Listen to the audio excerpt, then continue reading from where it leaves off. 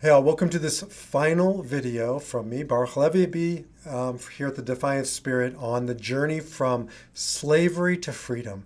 Over these 8 days of Passover and then the day prior to it, I've been making videos to elucidate not only the holiday, certainly not only for Jews, but for Christians, for Muslims, for atheists, for anybody who wants to make this journey, because that's why the story of Passover, the text from which it's based on, Exodus, is so essential, not only to the Jewish people, but to all kinds of civil rights liberation movements, founding of this country, and so forth. And it's important to us individually. However, that's what I want to talk about in this final video. It's not about us individually. So here's an interesting thing that even most Jews don't know when they're reading the Haggadah. Again, it's adapted from the book of the Exodus, Sefer Shemot, book of Exodus in the Hebrew Bible, and of course a story that's universally known, with the protagonist Moses at the center. Moses is called upon to lead the children of Israel from slavery to freedom. However, the Haggadah, which is the book that we read from on Passover, with selections from there and then so many more selections, fails to mention, I'll argue it's not fail, it's by design, but fails to mention Moses. There isn't one single mention of Moses. The greatest, from a Jewish perspective, the greatest man, or the greatest certainly Jew in history, the mighty Moses, called Moshe Rabbeinu, Moses our teacher. He's conspicuously absent from the Haggadah. Again, I don't think most people realize this. The question becomes why. There are many interpretations. I think it's the most obvious and very reasonable one, is because Judaism is not an individual, go-it-alone solo adventure. Interestingly, as far as I understand, Judaism is the only religion in the history of humanity that was not founded by a single individual, a solo, usually male mystic. It was founded by a people. It was entered into, in this story, the people of Sinai, the Israelites at Sinai, enter into this as a covenant as we, first person plural. They say, Na'aseh v'nishma. We will do this covenant and we will understand this covenant. We will live it.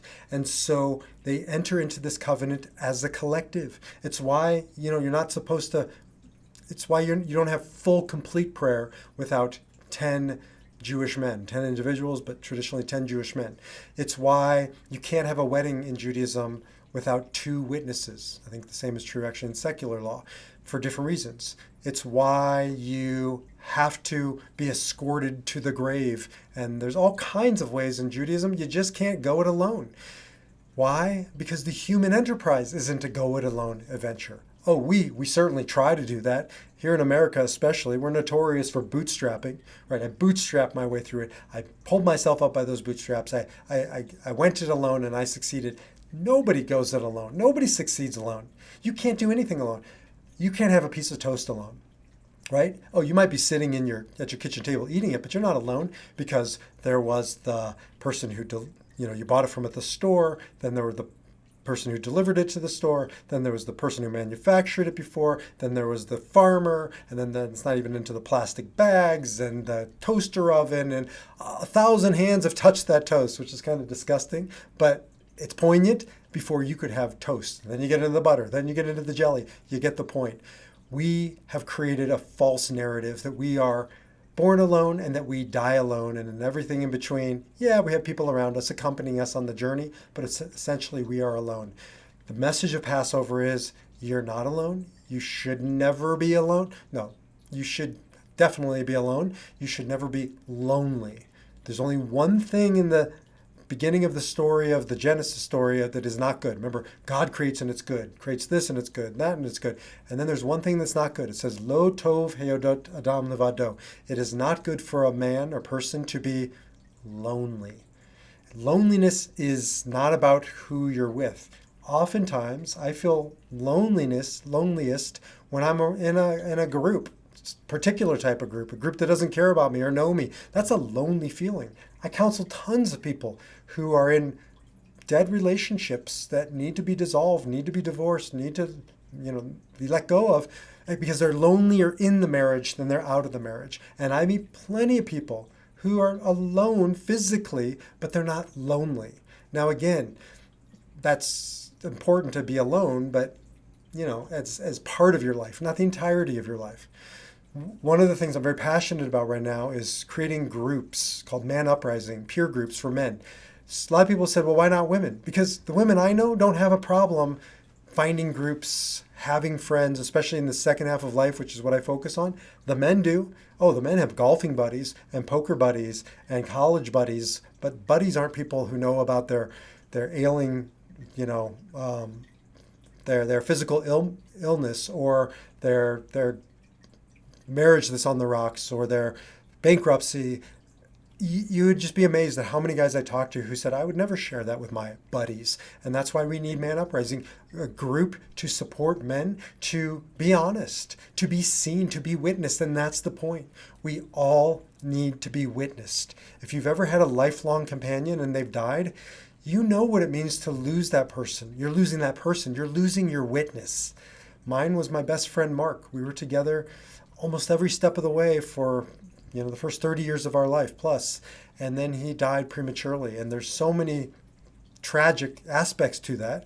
One of them, a small one, but still mine, is I lost a witness to preschool and grade school and junior high and high school and college and post-college. And it's like a piece of me died with him. A piece of me did die with him. And and I can't replace Mark, but we then need to make sure that we're in a supportive community and supportive relationships where other people can give us different aspects of being seen, of bearing witness to our journey, and we need to bear witness to the journey of others. And that's what the Passover story is all about. You don't have a Passover Seder alone.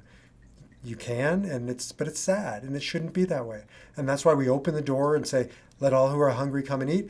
What we're saying is, if you don't have a place, Jewish, not Jewish, there will always be a place for you here at our Seder table, symbolically. Now we got to go out into the world and do it the other however many days of the year there are, -8.